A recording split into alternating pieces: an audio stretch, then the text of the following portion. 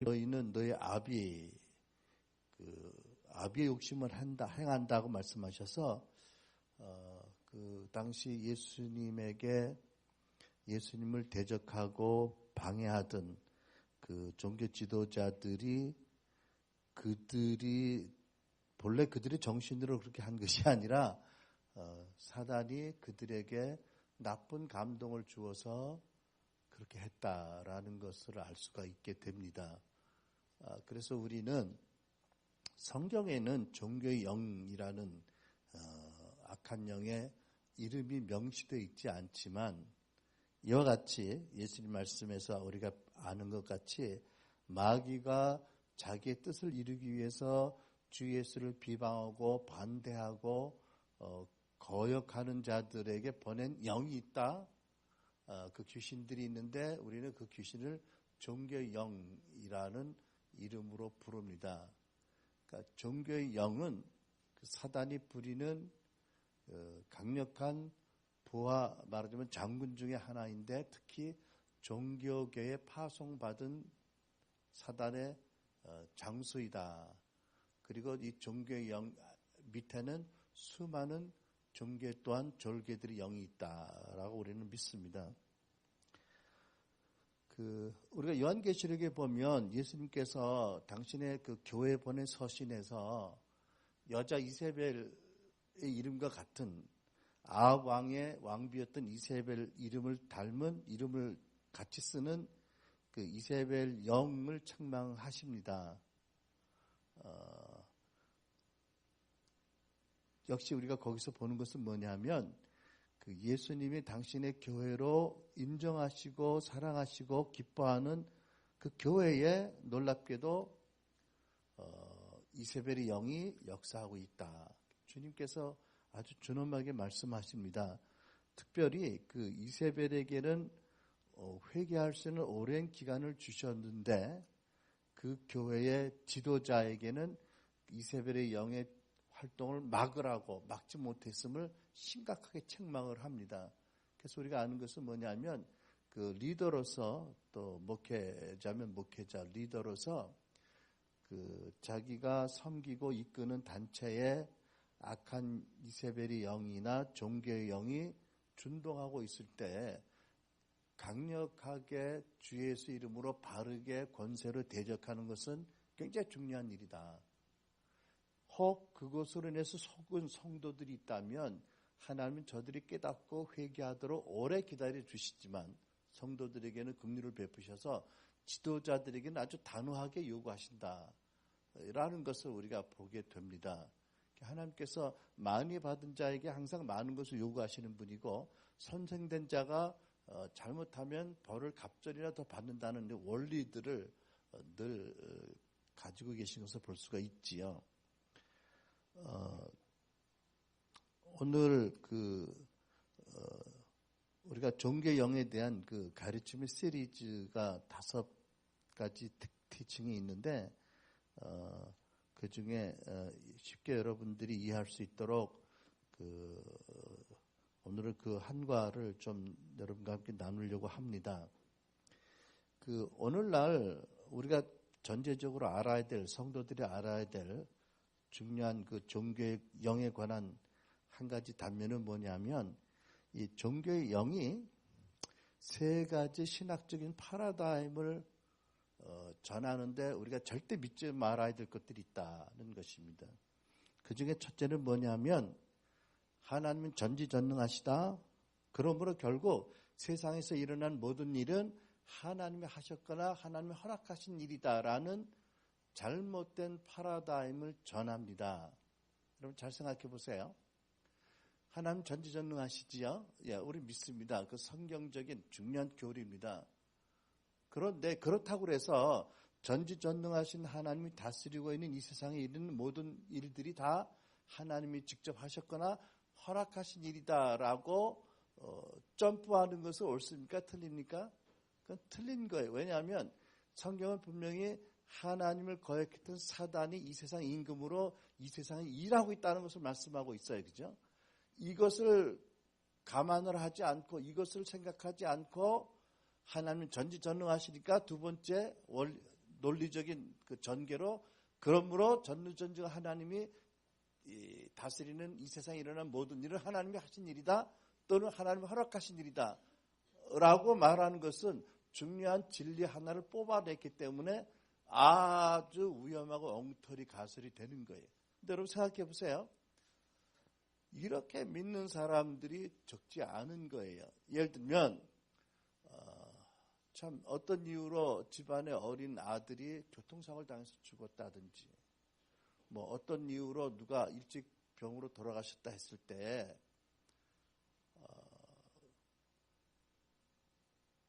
적지 않은 사람들이 말을 하지 않아도 하나님에 대한 원망을 깊이 품게 됩니다. 내가 기도했는데 평상시 기도했는데 왜 그 아이가 그렇게 죽어야 되느냐? 당신이 왜 데려갔느냐고. 그죠? 또 어떤 사람은 그렇게 말하지요. 하나님 얘를 너무 사랑하셔서 빨리 보고 싶어서 데려가셨다고. 뭐 하나님이 뭐 눈이 뭐 2.0밖에 안 돼? 뭐 멀리서는 못 보셔? 이런 잘못된 파라다임이 이게 사단이 종교형이 전하는 것입니다. 그래서 여러분 우리가 지난번 서울 컨퍼런스 갔을 때 그 와우라 박사님이 오픈티즘 열린 신학이라는 것을 강의했는데 열린 신학이 예지예정론보다는 더 좋은 성경 해석하는 신학이라고 믿습니다. 예지예정론은 그렇잖아. 하나님 전능하시다. 하나님 모든 걸 다 미리 보셨다. 결정하셨다. 그러면 술 먹은 사람이 운전해서 누가 사고 나서 죽었는데 이 사람이 죽는 것도 하나님이 미리 정하신 것이냐? 이런 파라다임을 종교의 영이 믿는 사람들에게 갖게 한단 말이죠. 그러면 그 안에 깊은 상처, 하나님에 대한 원망이 생기지요. 그래서 그런 하나님은 절대자이시기 때문에 이 땅에 일어나는 모든 일이 하나님이 허락하신 것이다. 이거는 잘못된 파라다임인데 의외로 많은 사람들이 여기에서 신학적인 어떤 그 틀 때문에 못 벗어나고 있는 거예요. 또 두 번째 어떤 그 파라다임을 전하고 있냐면 하나님께서는 교회에게 놀라운 영적인 권세와 능력을 주셨어요. 그죠? 그래서 뱀과 전갈을 짓밟는 권세를 주셨습니다. 그리고 베드로에게 너는 베드로라 음부의 권세가 이기지 못하리라고 하셨어요. 그죠? 너는 베드로라 지옥의 대문이 너 때문에 흔들린다. 교회가 어떠한 정체성을 갖고 있고 권세를 가졌는지 아는 것만으로도 사단의 대문이 막 흔들린다고 하셨는데 하나님께서는 많은 사람들로 하여금 그것을 믿지 못하게 합니다. 그래서 교회가 특별한 능력과 권세가 없다. 그래서 영적인 은사가 능력 은사가 끝났다. 라고 하는 은사 중심론 같은 신학을 퍼뜨린 거지요. 사실 나도 한때 그렇게 믿고 가르쳤고요. 대부분이 그렇게 믿었어요. 한국 목사님들. 왜? 한국에 오신 미국의 선교사들이 이렇게 가르쳤거든. 근데 오늘날 우리는 이건 틀렸다. 잘못된 것이다. 이것은 정말 사단이 준 신학이다라고 믿습니다. 감사하게도 많은 분들이 그렇게 믿는 분의 가르침에서 돌아서고 있는 거지요. 여러분 두 가지 가설을 종합하면 이렇습니다. 하나님 전지전능하시고 또 이 땅에 일어난 모든 일은 하나님이 허락하시거나 하나님이 하셨다. 그러면 누가 병에 걸렸다 싶다. 그러면 그 사람이 낫기를 위해서 기도해야 되느냐? 교회가 능력이 있다고 믿지도 않고 하나님이 그렇게 하셨을 거라고 믿는다면 그렇게 낫도록 기도 못하지요. 어떻게 기도할까요? 이 병을 통해서 깊이 성숙한 은혜가 있게 해달라고 그렇게 기도할 뿐이지요. 근데 예수님은 병자를 놓고 그렇게 기도하신 적이 없거든. 아버지, 이 사람이 이 문둥병으로 인격적으로 더 성숙해지게 하시고 뭐 이 사람이 더 겸손케 해달라고. 뭐 문둥병 환자가 겸손 키는 끝까지 내려가는데 뭐 그렇게 기도하실 이유도 없고 안 하셨어요. 그렇죠? 문둥병은 떠나가라고 하셨지요. 이런 것들이 이런 파라다임의 추론들입니다. 그렇죠? 또 세 번째 어떻게 믿냐면 사단이 존재한다 하더라도 구원받은 크리스찬들에게는 큰 해를 미칠 능력이 없다라고 믿는 추론이 있습니다. 근데 여러분, 사단은 물론 하나님이 구원하신 우리 성도들을 향한 하나님의 사랑의 줄을 끊을 자가 없습니다. 그러나 여러분, 이건 조심해야 될 것이 성령을 근심케 하는 일을 계속하거나 성령을 더 나가서 회방하면 금세에서나 내세에 용서함이 없다고 하셨는데, 사단이 그 성도들에게 하나님의 일을 사단의 일이라고, 이단이 아닌 거를 이단이라고 말을 하면 성령을 회방하는 죄 가까운 죄를 짓게 하는 거지. 그렇게 자꾸 그런 말을 하면 용서 못 받으면 구원 이룰 수도 있잖아요. 그죠?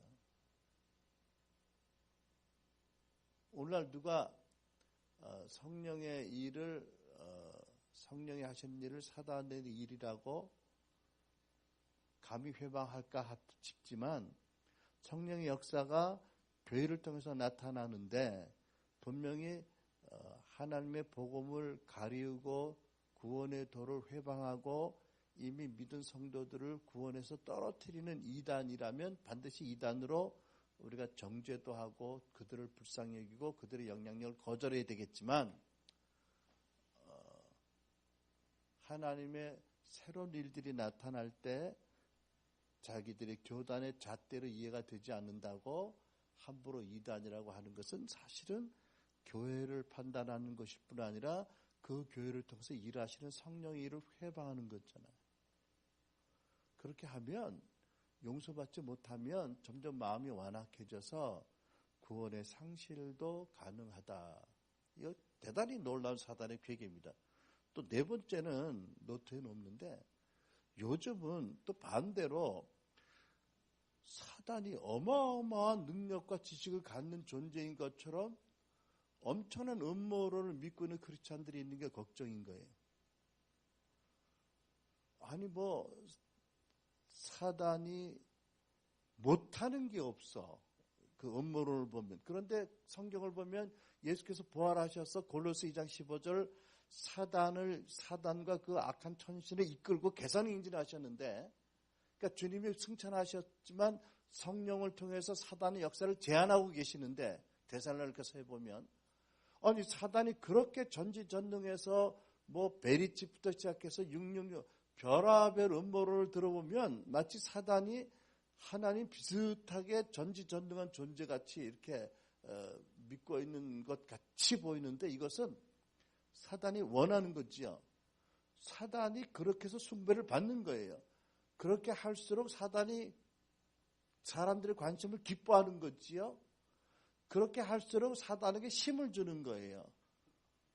근데 어떻게 그런 것들을 분별 없이 계속들 말들 하고 특히 젊은 사람들에게 그렇게 하는지. 나 전에 그 타블로가 나온 TV 프로그램 한번 봤는데, 나 타블로 얘기 듣고 답답하더라고. 어떻게 자기가 아니라고 자기인 것을 증명하라고 별의별 걸 다 해도 끝까지 안 믿어주니까 이거 참 답답한 일이에요. 그죠? 그런데 보니까 성경 말씀이 거기에도 적용이 되더라고. 사람이 심는 대로 거두는 거예요. 타블로가요, 음모론을 한동안 심취했었대. 무엇 하나 제대로 믿지 않았대. 타블로 자신이 모든 걸 다 음모론을 믿었는데, 그렇게 음모론을 심다가 자기가 음모론의 희생이 된 거예요.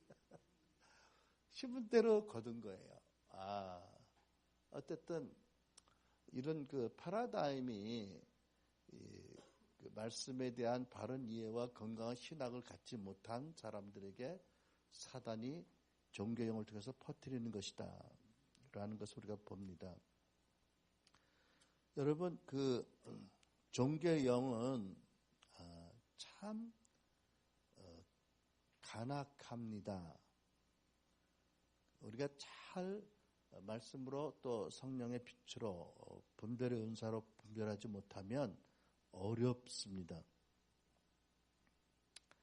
종교의 영은 한마디로 말하면 우리가 고린도에서 말씀 우리가 그 영광을 바라보며 영광에서 영광으로 변한다고 했습니다. 그렇죠? 그러니까 그 영광, 예수 그리스도의 영광을 바라보면 성도들이 성화되어 갑니다. 그러니까 종교의 영은 예수님 믿기 전에는 사람들의 눈을 가리워서 복음의 광채가 비치지 못하게 해요. 예수를 믿지 않은 불신자들에게는 복음이 전해지지 못하게 방해하거나 복음을 들으면 이해하지 못하도록 혼동하게 해서 예수를 믿고 거듭나지 못하게 해요. 여기서 실패하면 그래서 사람들이 예수 믿고 거듭나고 하나님의 백성이 되면 뭐를 하냐면 이제는 이 사람들이 예수님을 바라보지 못하도록 그 시선을 혼란을 시켜요. 어떻게 혼란을 시키냐면 구제하는 것, 예를 들면 성경 공부 많이 하는 것, 심지어 기도 많이 하는 것, 이런 것들 은혜의 방편에 사람들이 관심을 다 갖게 해서 그만큼 핵심이신 예수님을 못 보게 해요. 무슨 얘기냐면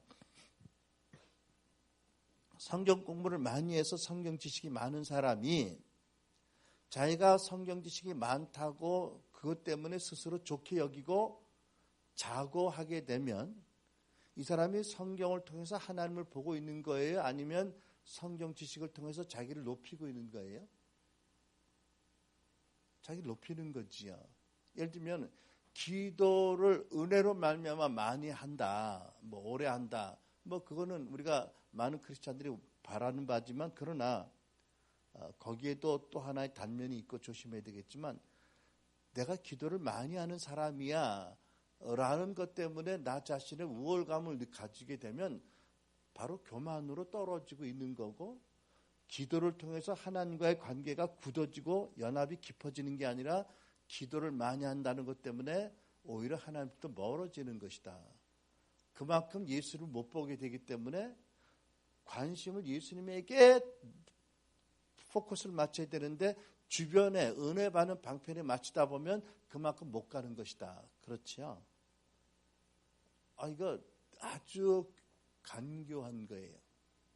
구제도 하나님의 사랑과 마음을 나타나는 정말 하나님 기뻐하시는 일인데도 불구하고 구제를 하게 하고 구제한 것 때문에 스스로에 대해서 우월감이나 좋게 여기는 마음을 가지면 이미 그 구제를 많이 한 것 때문에 이 사람은 그만큼 하나님께 멀어지고 있는 거라는 거죠. 그러니까 예수께서 말씀하시죠. 너희들이 기도할 때 남들 보이게 하지 말고 자랑하지 말고 골방에 들어가서 해라. 구제할 때 오른손이 하는 거 왼손이 모르게 하라. 주님께서 분명히 말씀하셨죠. 이런 것들로 너희를 나타나지 말고 스스로를 우월하게 생각하지 말아라. 이것은 종교적인 누룩이다. 누룩이 들어가면 교만해지고 부풀어진다.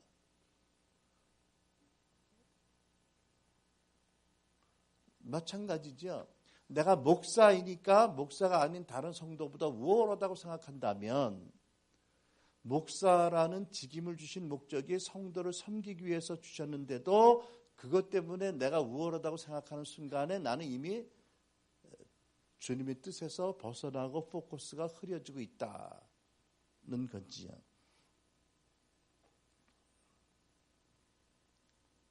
그래서 여러분 종교의 영이 일단 크리스찬들에게 들어오면 누룩 같아서 누룩의 특징이 뭐죠? 첫 번째, 여러분 우리가 어렸을 때는요 옛날에 먹을 것이 많지 않아서 어머니들이 빵을 집에서 찌셨어요.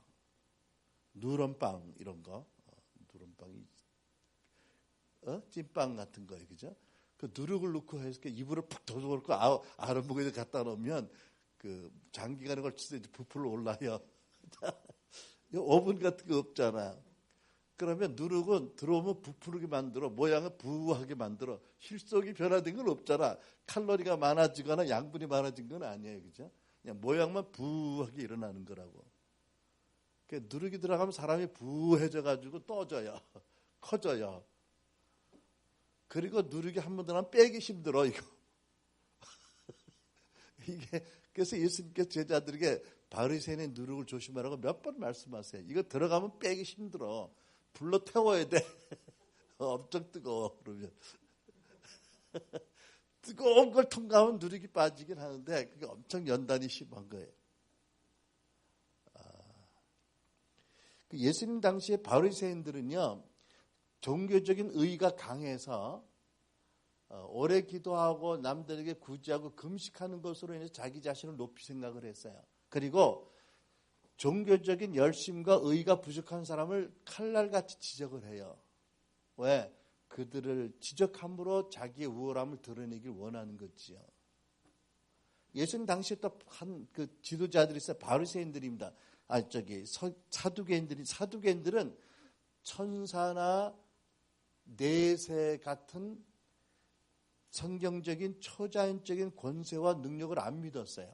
그러니까 어떻게 돼? 이 사람들은 자기들의 능력과 지혜를 가장 중요하게 여겼어요. 오늘날 자유주의 신학자들이 옛날에 사두개인들의 전승을 받은 사람들. 초자연적인 존재를 안 믿어. 초자연 권능을 안 믿어요. 그죠? 그러니까 오늘날도 바리새인 같은 사람들이 있고 사두개인 같은 전승을 따라 가는 사람들이 있는 것으로 보입니다. 그런데 이런 이제 사두개인이나 바리새인 같은 사람들을 통해서 마귀가 종교의 영을 통해서 저들을 통해서 예수님과 오늘날 하나님의 일을 성령의 일을 방해하고 대적한다. 예수님 당시에도 보면 예수님께는 마귀가 별 큰 어려움을 주는 상대는 아닙니다. 그까짓 건 예수님께 아무것도 아닙니다. 그런데 가장 골치 아프게 힘든 것은 바리새인과 서기관들입니다. 그렇죠.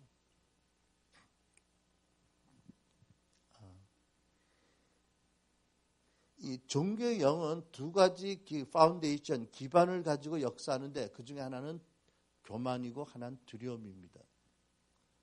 여러분 보세요. 우리가 교회에서 예를 들면 그런 일들이 없기 바라지만 이 교회에서 그래도 내가 제일 11조를 많이 해, 아니면 제일 내가 잘 섬겨, 열심히야, 믿음에 라고 생각한 사람이 있다면 이미 교만은 넘어진 거고요. 나는 쓸모없어, 나는 교회에서 뭐 헌금도 못해, 기도도 못해, 봉사도 못해 라고 하는 사람은 이미 두려움에 빠진 거예요. 그렇죠? 그러니까 종교의 영은 항상 두려움과 교만, 이 두 가지 극단으로 사람들을 밀어넣습니다. 그러니까 기도를 많이 하기 때문에 하나님 나를 더 사랑하실 거라고 믿는 사람은 이미 종교적인 교만으로 넘어진 거고요. 나는 기도할 힘도 없고 기도할 시간도 없고 그래서 나는 하나님 사랑하지 않으실까 봐 이 사람은 거절과 두려움에 이미 함정에 빠진 거라는 거죠. 너무나 많은 사람들이 그런 케이스인 것을 압니다. 자, 여러분 그 네 번째 우리 노트에 보면 넘버 4 종교 영에 관한 경고적인 증거들 있습니다. 언젠가 곧 불온 멀지 않은 가까운 장래에 이 종교의 영의 세미나를 하든지 종교의 영에 대해서 강의를 더 하고 축사 사역을 하기 원합니다. 오늘은 축사까지 갈는지는 모르겠어요. 내가 오면서 기도하는데 까지 확신은 없어요. 그런데 여러분들에게 최소한도 빛을 비추어서 종교형의 실체에 대해서 그리고 내가 종교형이 어떤 영향력을 받고 있는지 나 이제까지 신앙생활 가운데 종교형이 어떠한 나에게 오염을 줬는지를 비추게 하는 정도가 돼 있기를 바랍니다. 종교의 영이 우리에게서 떠나가지 않으면 종교의 영이 주는 종교인의 파라다임, 종교인들의 사고방식, 가치, 관점이 우리에게 있습니다. 그러니까 종교의 영이 떠나가지 않으면 진정한 크리스천의 자유함과 사랑과 은혜와 진리 가운데 우리가 바로 보고 바로 판단하고 바로 나가는 것이 쉽지 않다. 근데 여러분 뭐 이런 얘기 들으면 기분이 안 좋겠지만 뭐 지금까지 10년, 20년, 30년 그렇게 왔으니까 한 서너 주 더 가도 괜찮을 거라고 생각합니다. 큰일 날 건 없잖아요. 우리 왜 원형이라는 거 배웠지? 여러분 기억하세요? 원형이 뭔지? 사람들 안에 보편적인 사단이 쓰는 잘못된 이해, 어떤 그런 보편적인 인식 같은 것들.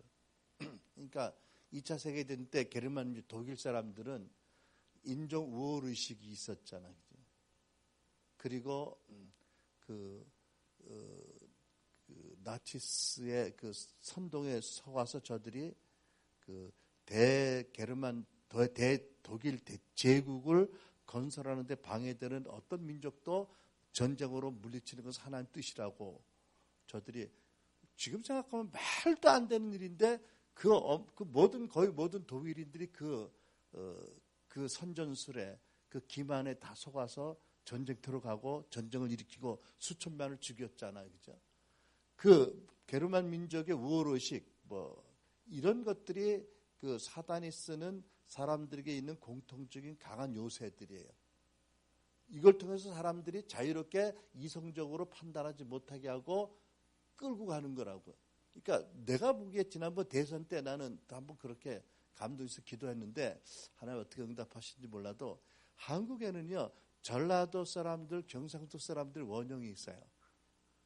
아니 아무리 무슨 어떤 역사적인 아픔이 있다는 충분히 이해가 돼도 선거 때 90%씩 한 편에 몰아주는 거는 이거는 자유로운 양심과 이성의 판단이라고 볼 수 없는 거예요. 깊은 상처로 나온 어떤 강한 요새들, 자유로운 양심과 판단을 못하게 하는 것들이 있는 거지. 그래서 원형을 깨지도록 기도했는데 그래서 10% 넘었나? 어쨌든 이게 우리 안에 그런 것들이 있을 수 있어요.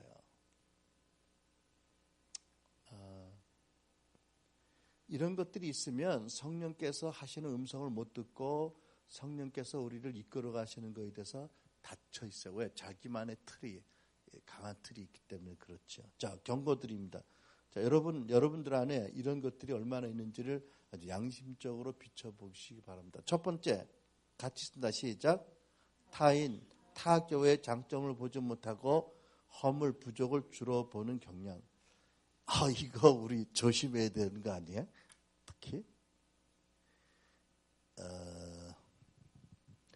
예수님께서 마태복음 16장에 사단에게 명하시죠.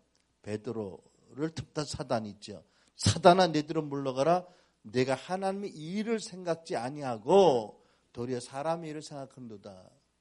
여러분 하나님의 관점을 가지고 하나님이 하신 일에 관심을 가져야 되는데 약함을 자꾸 집중적으로 본다는 것은 그것은 바리새적인 우월의식에서 나온 거라는 거지요. 그래서 우리가 남을 비판하는 것은 왜 비판하냐면 대개 비판함으로 상대적으로 나의 우월감을 나타내려고 하는 동기가 있지요. 여러분 우리가 다른 사람이나 다른 교회의 장점보다 주로 약점과 허물을 보는 것은 이 종교의 영의 영향력의 증거이다. 두 번째, 시작. 자기가 보기에 그릇된 것을 허물거나 교정하는 것이 자기 사명이라고 믿는다.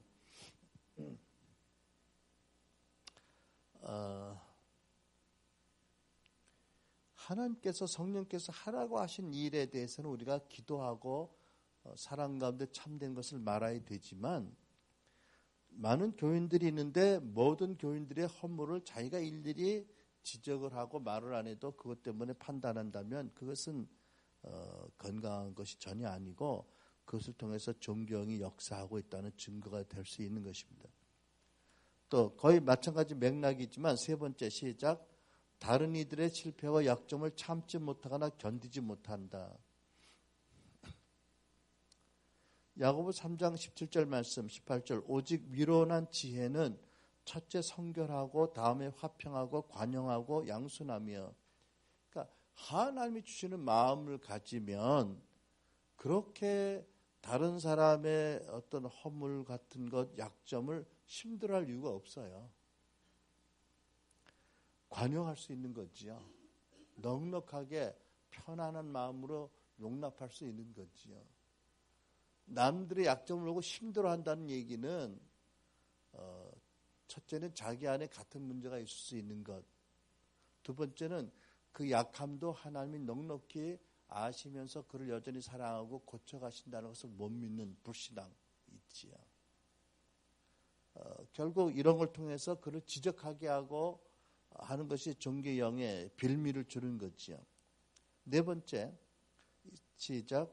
다른 이들, 특히 자기 생각으로 자기보다 덜 영적이라고 보이는 이들의 책망을 받아들이지 못한다. 누가 나에게 뭐라고 얘기할 때 그게 꼭 비난이 아닌데도 비난이라고 듣는다든지 또 나 자신을 거부하는 것이라고 듣는다든지 특히 나이가 어리거나 뭐 교회 직분이 나보다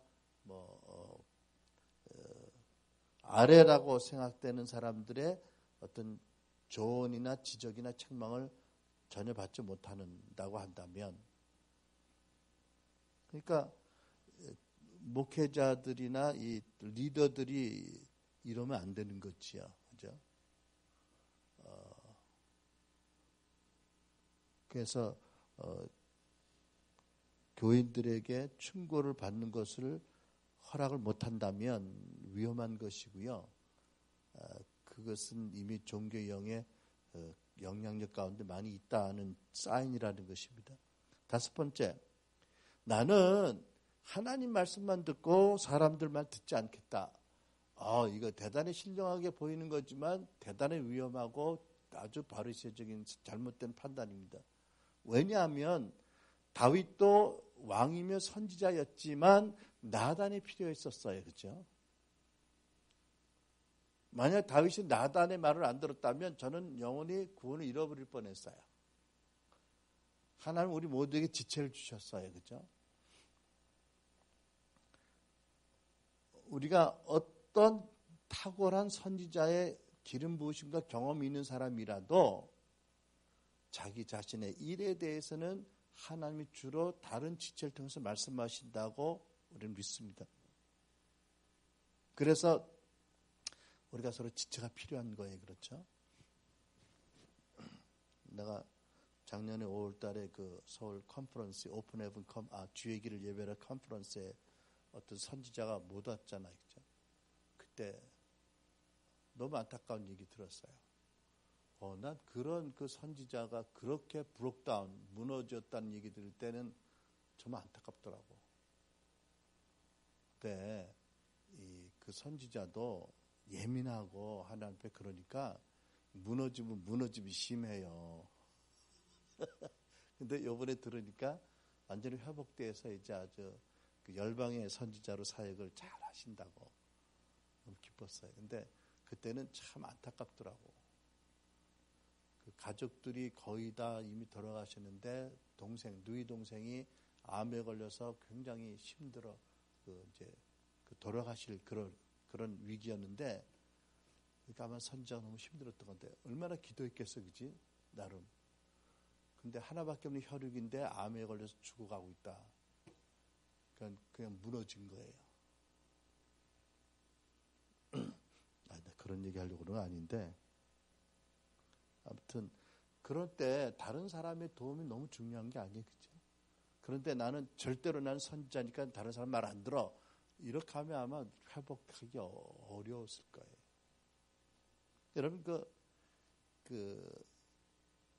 조한 샌포드 목사님이 이제 말씀 가운데 이런 얘기 나오잖아. 이제 무슨 샌포드지요? 아그네스 샌포드가 그렇게 놀라운 하나님의 그 치유 사역자하고 선지자가 우울증에 걸린 거예요.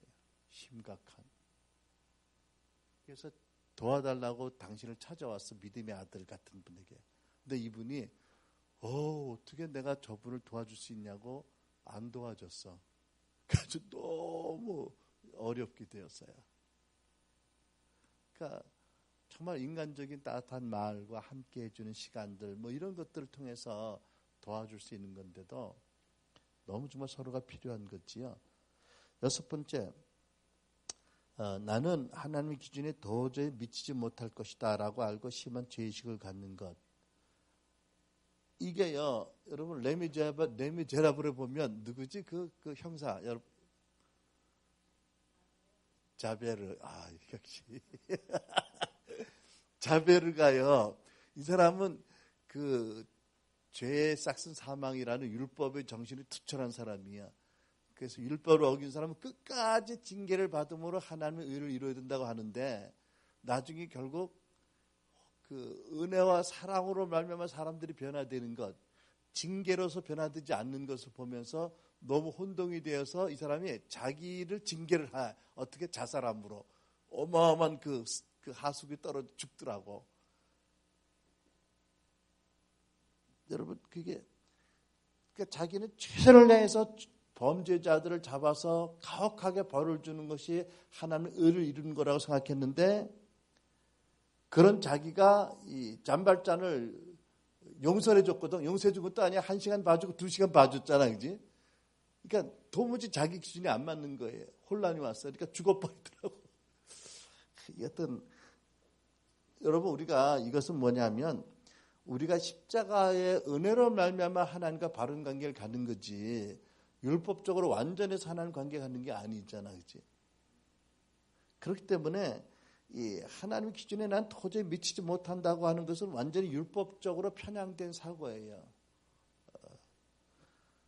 주님이 다 이루셨기 때문에 우리는 그것을 믿고 주님 안에 온전히 거하는 것이다. 그리고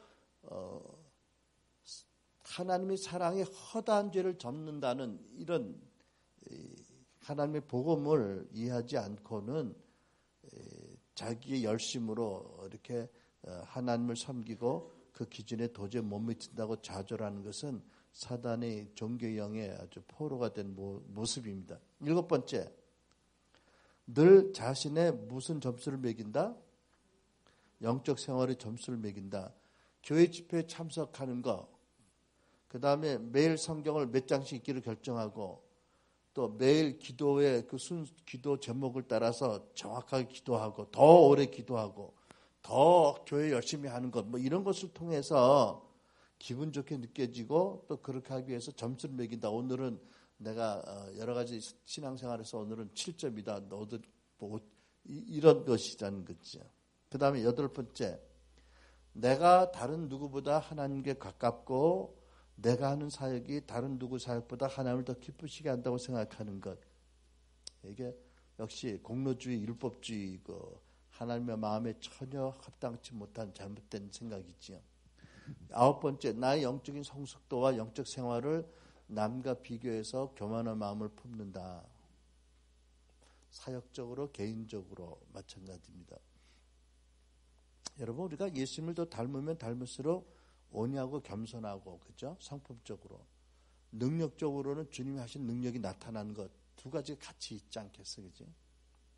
근데 온유하고 겸손한데 남과 비교해서 교만한 마음 품나? 그건 있을 수 없는 거지요. 10번째, 우리가 오늘날 하나님이 행하신 일에 최첨단에 있다고 믿는 것.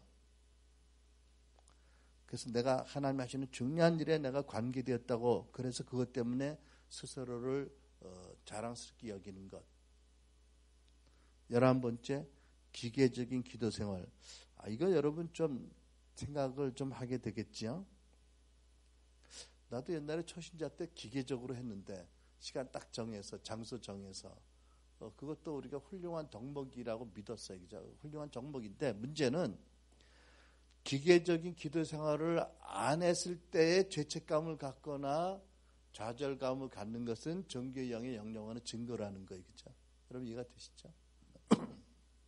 그 다음에 12번째, 남들에게, 지도자들에게 인정받기 위해서 어떤 일을 행하는 것. 이거는 하나님을 섬기는 것이 아니라 사람을 섬기는 거죠. 하나님을 경외하는 것이 아니라 사람을 두려워하는 거죠. 사람의 판단과 평가를. 이것은 절대로 하나님을 기뻐하는 삶의 태도가 아닌 것입니다. 마태복음 6장 4절, 내 구제함이 은밀하게 하라, 또 은밀한 중에 계신 내 아버지께 기도하라, 이런 말씀에 어긋나는 거죠. 정면으로.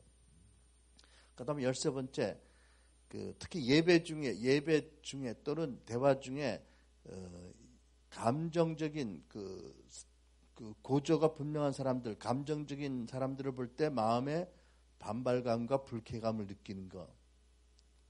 예를 들면 여러분, 우리는 그런 일 없지만 예를 들어서 제가 가비스라 교회 부임했을 때 보니까 주일날 한 1000명이 예배 드리는데 좌석에 앉아있는 사람들이 한 400명, 그 다음에 뭐 앞에 나가서 춤추는 사람이 한 300명, 뭐 뒤에서 춤추는 사람이 200명, 배 깔고 여기저기서 누워있고 들어오는 사람 100명.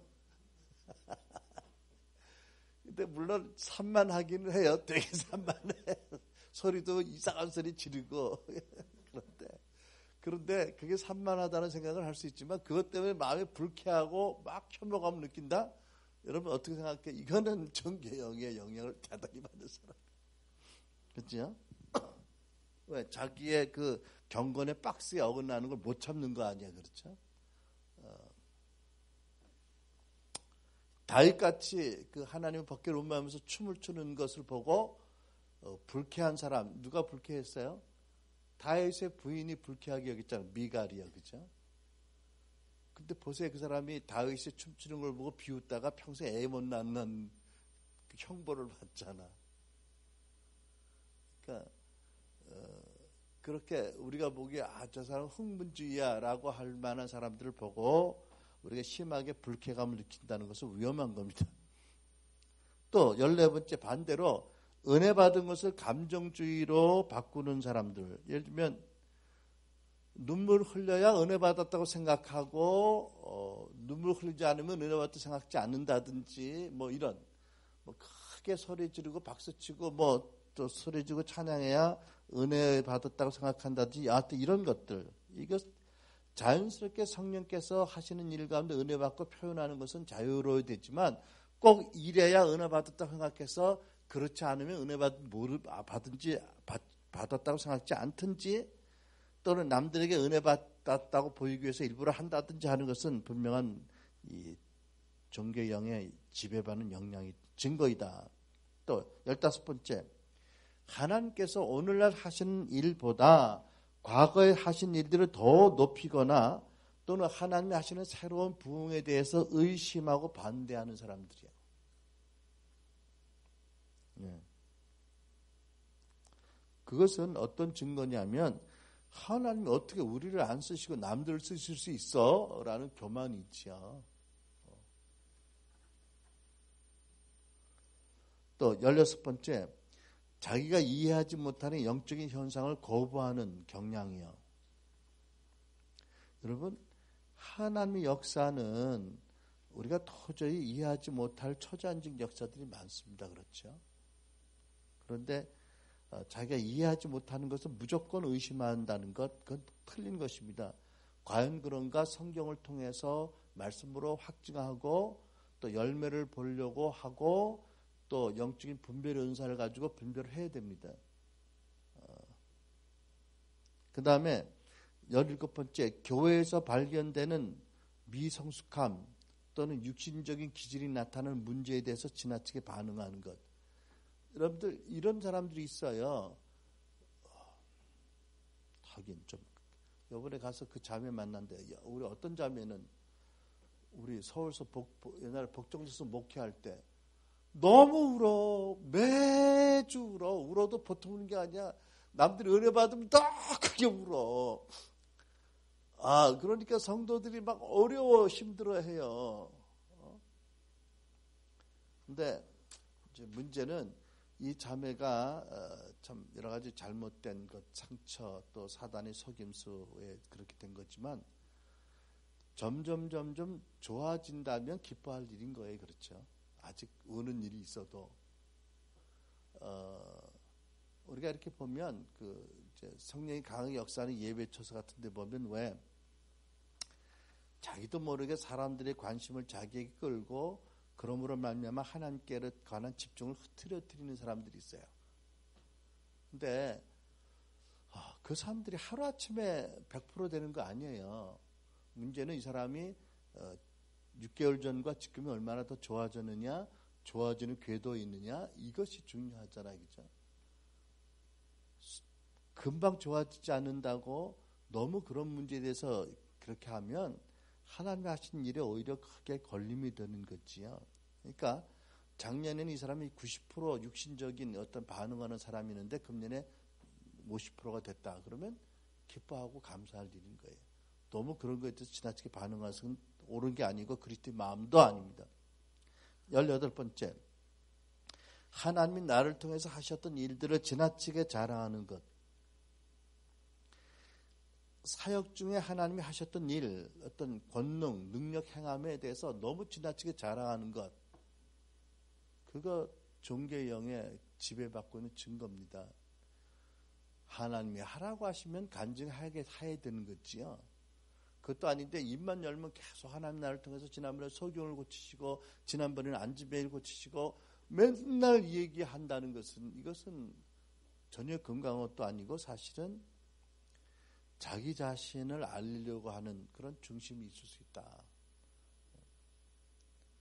그 다음에 20번째, 이 종교 영에 대해서 지나치게 두려워하거나 관심을 지나치게 갖고 남들에게서 종교 영의 역사하는 사인을 찾으려고 너무 예민한 것.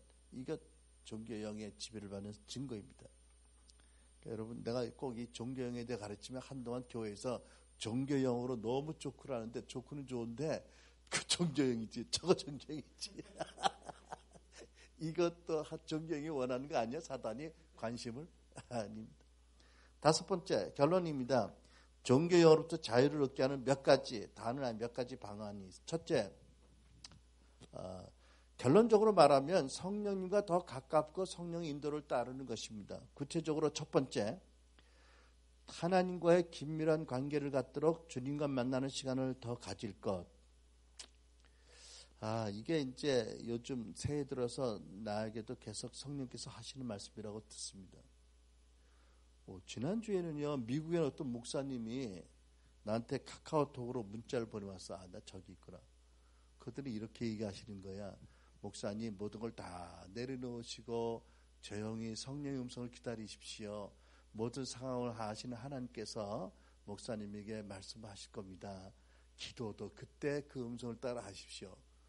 나는 그 조 박사가 그렇게 영적인지 몰랐어. 또 나를 위해서 기도하는지 몰랐어.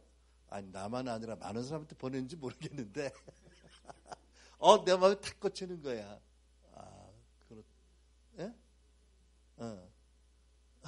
그러면 가끔 그렇게 뭘 격려하는 글도 보내고 그래요.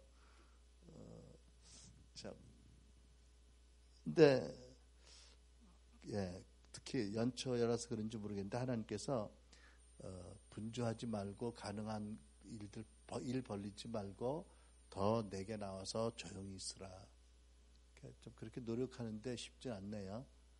그러니까, 주님 앞에 앉아서 예배하라는 것도 아니고요. 기도하는 것도 아니고요. 종이 여기 있습니다. 말씀하소서라고 하나님을 바라보는 것. 그럼 웨이터들이 여러분 이거 고급 레스토랑 가면 한국 식당에는 너무 사람들이 많이 모이거나 이래서 서비스가 안 그런데 우리가 아줌마 막 불러도 안 오잖아. 근데 외국의 고급 레스토랑 가면 웨이터들이 적당한 거리 이렇게 있다가 고개만 들려도 얼른 쫓아와요. 섬기기 위해서 웨이터로. 그죠? 웨이터라는 게 기다리는 자의 ER이죠. 웨이트 ER. 기다리고 있다가 뭐가 필요하면 얼른 시중 들어오는 거거든. 그러니까 우리도 너는 하나님만 바라라는 말씀이 wait God이에요. 그죠? wait for God. 그러니까 하나님을 바라고 그분의 얼굴을 바라고 있는 거예요. 달라고 기도하는 것도 아니고 노래하고 찬양하는 것도 아니고 믿음으로 그분을 인정하고 바라보고 있는 시간. 이제 그럴 때 성령의 음성이 잘 들리는 그런 타입이 있죠. 그죠? 이제 그런 시간을 갖도록 노력을 하는데 어쨌든 우리가 주님과 만나는 시간을 많이 더 가져야 된다. 또 두 번째, 성령의 음성을 더 계속 듣도록 날마다 듣도록 은혜를 구하라. 요한복음 10장 27절 내 양은 내 음성을 들으며 그렇죠? 우리 당연히 들을 수 있어요. 참 우리가 그 성령께서 우리에게 하시는 음성을 들으려고 인격적으로 그분을 바라고 믿고 신뢰하고 구하는 것, 그리고 그분의 음성을 듣고 따르는 가운데 우리는 성화의 거룩함의 은혜를 받게 되는 거지요. 세 번째, 하나님의 사랑을 로마서 5장 5절 나에게 성령으로 부어주시도록 기도해야 됩니다. 여러분 요한복음 17장 27절에 예수님께서 이렇게 기도하셨습니다. 아버지여 나를 사랑하신 그 사랑이 이들에게도 있음을 알게 하소서. 무슨 뜻이지요? 하나님 아버지의 나를 사랑하신 그 완전하고 무한한 사랑을 이 제자들에게도 부어주신다는 것을 제자들이 알게 해주세요 라고 기도한 것입니다. 그렇죠? 그러니까 여러분과 나도 이 기도를 요한복음 17장 말씀을 붙잡고 하나님 나를 부족하고 연약하고 넘어지고 허물 많지만 내가 예수 그리스도와 연합되어 그리스도 안에 있기 때문에 예수님을 사랑한 그 완전하고 무한한 사랑을 나에게도 부어주시면 합니다. 너로 하여금 느끼고 받아들이게 해주세요라고 기도할 필요가 있습니다.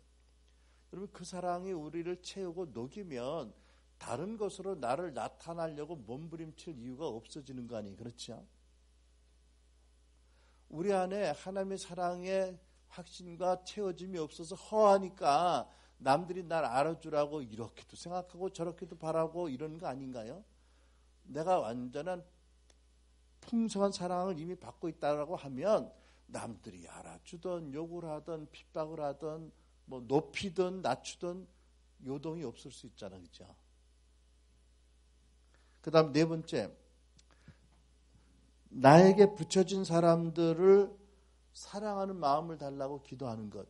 여러분 우리가 새해 들어서 결단할 것 중에 하나입니다. 이준규 목사는 하나님, 내가 이성대 목사는 더 사랑하도록 내가 마음을 주세요라고 기도할 거고요. 이성대 목사도 내가 이준규 목사를 더 사랑하도록 사랑하는 마음을 주세요라고 기도할 겁니다. 그렇죠? 그러면 판단하고 비판하고 뭐 꾸미고 잘 보이려고 하고 뭐 낚시 이런 일 없어지지 않겠어요. 그렇죠?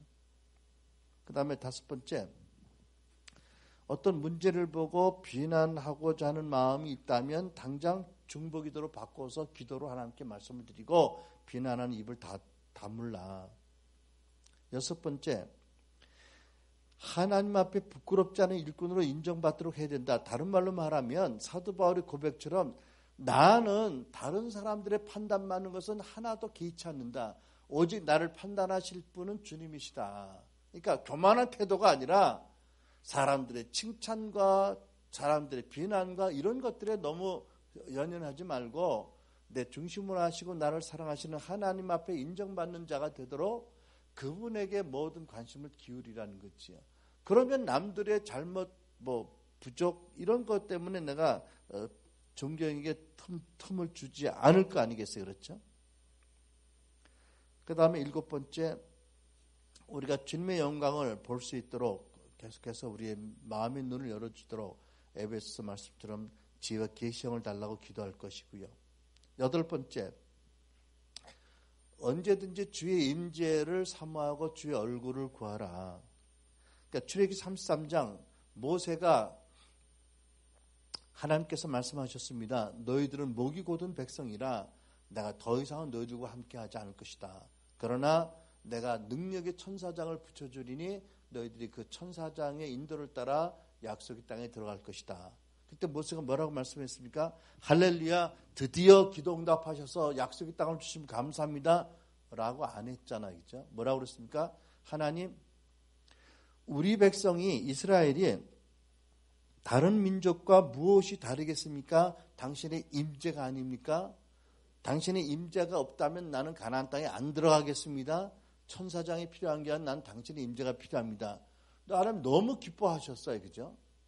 모세가 그렇게 대답 안 해서 하나님 크게 시험 드실 뻔했어요. 너무 기뻐하신 거예요. 그렇죠? 그게 우리 모두의 하나님에 대한 태도가 되어야 됩니다. 그렇죠? 지난번에 우리 컨퍼런스 때 그 제임스 고를 통해서 다시 한번 이걸 주제를 강하게 말씀하셨잖아요. 그죠?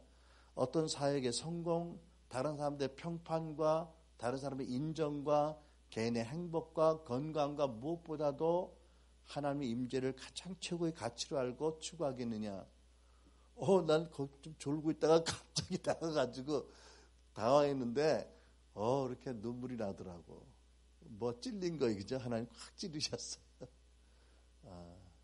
맞다. 그렇지 않아요. 그죠? 예수님이요. 십자가에 달려 돌아가실 때 사람의 관점으로 보면 하나도 성공한 증거가 없습니다. 다 도망가고 남은 것도 없고 당신은 채찍 맞아서 온몸이 망가졌고 십자가 못 박혀 이제 죽어가십니다. 그런데도 예수께서 다 이루었다라고 하시잖아요. 그죠? 하나님이 하라신 일을 다 했고 항상 아버지와 함께 했던 일들을 다 한 거예요. 예. 그리고 마지막 9번째 같이 읽는다. 시작. 이런 일들을 행함에 실패했을 때 어떻게 하라고요? 용서를 구하고 있습니다.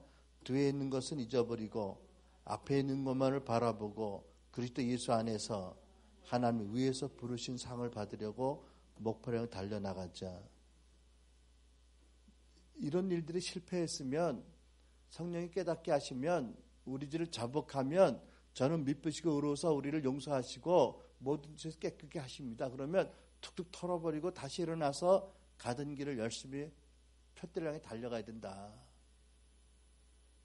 우리 실수할 겁니다. 넘어질 겁니다. 그러나 넘어졌다고 나는 왜 이래 이러고 스스로를 짓밟고 하는 것조차도 율법주의, 자기 정죄 아닙니다. 우리가 보혈로 말미암아 완전한 대가를 이미 치르셨기 때문에 언제든지 실수했을 때에 우리가 자복만 하면 주께서 우리를 일으키시고 함께 달려가실 때 달려가야 될 줄로 믿습니다. 기도하겠습니다.